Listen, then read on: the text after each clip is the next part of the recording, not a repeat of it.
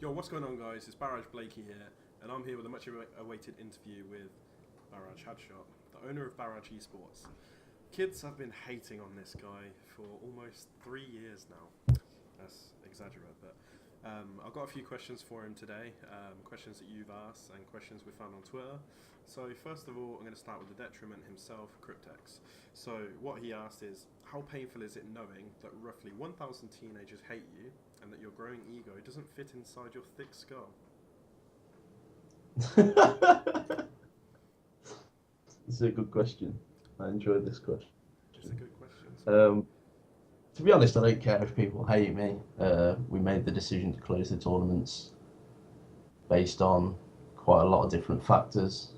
One of them being the community itself. I don't think's ready to move forward and take competitive seriously. So I don't really care what people think of me personally. Yeah, that's right, yeah. So, Cryptex also asks, did you ever care for the PS4 community, or did you just see a gap in the market to try and find some profit? Initially, yeah, cared a lot about the community. Obviously, I've got a PS4 myself, I think it's a superior console, Yeah. and competitive would be amazing on there. So yeah, of course I cared. I wanted to get people excited about competing on the PS4 and give people a platform to succeed on the PS4, but sadly it wasn't to be. Okay, and one last question from Cryptex, which kind of links in. Do you think it is our fault, so the communities and the people in the PS4 community, or was it your fault for lack of professional experience? It's probably a bit of both, to be fair. I'd never hosted a tournament before I started Barrage tournaments. I'd not even heard of Challenge, Yeah. which is the website we used. So it's a learning curve for me at the start. I put a lot of effort into it at the beginning, but obviously, as you know, when you got a full-time job, family, missus, you want to play as well. It's hard to dedicate the time in return. But then the community side of things is go on. You even had like a couple of problems with your family, and we still managed to keep the tournaments running for everyone, and they still complain. So. Yeah, the community, there's a lot of immature kids in the community. But I suppose there is on Xbox as well. But there's not enough teams that are taking it seriously on PS4, as in sticking as a 4, creating a brand for themselves. Even simple things like getting Twitter graphics and stuff and acting more professional on social media. I think that's really lacking it on PS4 at the minute. So that didn't help. Also, the needless abuse that I seem to receive if I didn't put someone through on the bracket or whatever. It's just stupid. Yeah, and there's a question here from Atlas, and what he said is, do you ever look at yourself and say that is just fantastic? Sometimes, yeah, I just look in the mirror and think, yeah, what a guy. No, not really. No ego headshot. No ego headshot. No, I've not got an ego. Lots of people have said that I've got an ego, but I don't know where that's come from.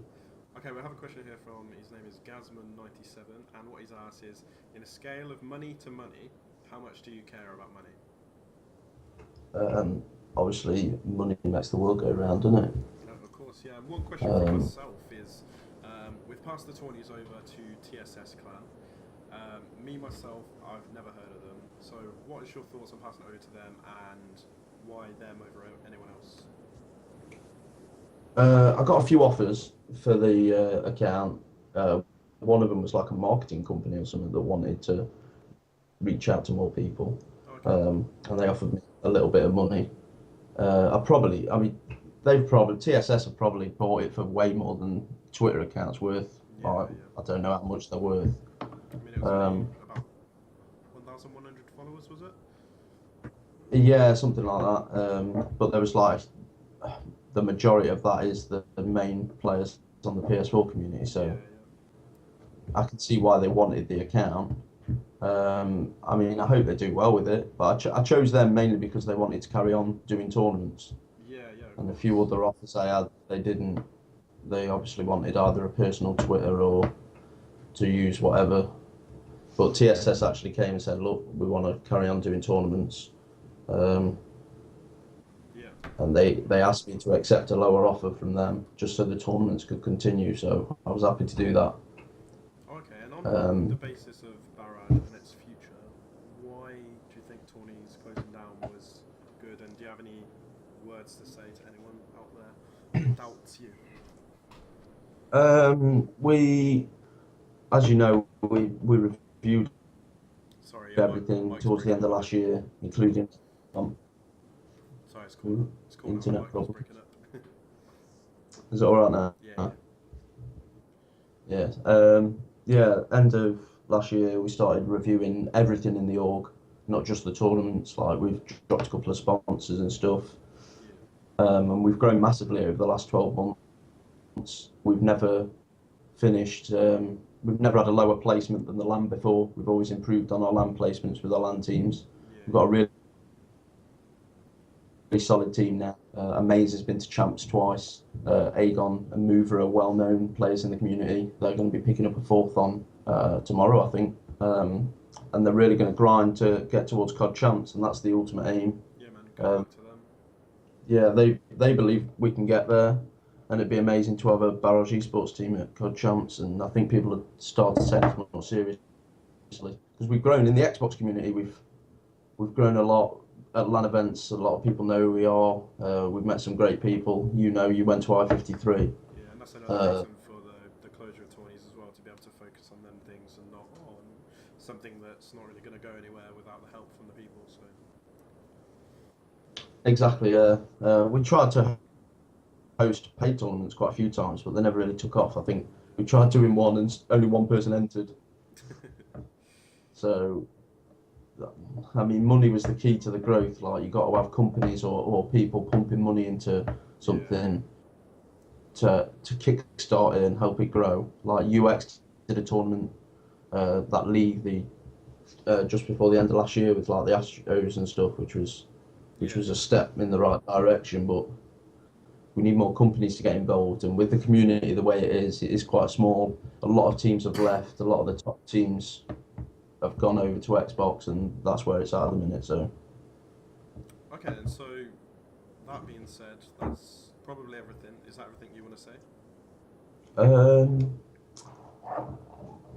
No, I'd just like to say, although there's a lot of salty people right now that really seem to be so angry with me, apart from the obvious get a grip and chill out, I'd like to thank people that have supported us, that have appreciated what we did for the community. Because, you know, it was dying. Ghost was a terrible game. EGL never cared. So, yeah, we came through and tried to do something for the community. Yeah, that's about it. Good luck to everyone in the future. Yeah, man. So I guess that's this interview done. If anyone else has any more comments, leave them in the comments below. Either if they're roasting or just saying something nice, then just let us know. But other than that, thank you guys for watching, and hopefully we'll be uploading more content on this channel soon. So thank you for that, and I'll see you guys later.